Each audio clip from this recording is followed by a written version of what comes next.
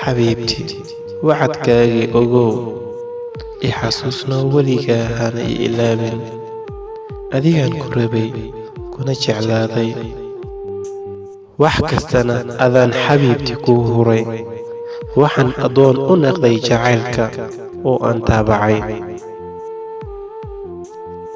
anoo ka fikirin oon fahamsanayn ayuun baan xanuunkan jacaylka adiga kuu qaaday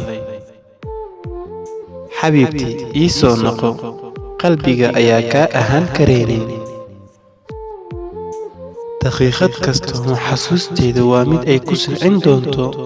aniga baan hurdi waayey adigana ma u malaynaya inaad hurdi doonto duruufahaad ku sugan tahay aawadood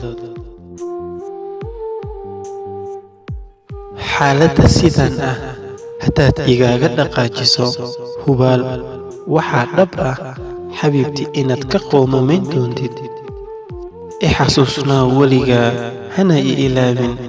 adigaan ku rabay kuna jeclaaday wax kastana adaan xabiibti kuu huray waa anigoo ah walaalkiina Zaki Zama haddii aad ka hesheen muuqaalkan fadlan la wadaag asxaabtada adigoo u sii sheergareynaya haddii aad nagu cusubtahay si aysan ku dhaafin muuqaaladeena xiga waxaan kaa codsanaynaa channelka inaad like subscribe share intaba aad inoo dhahdo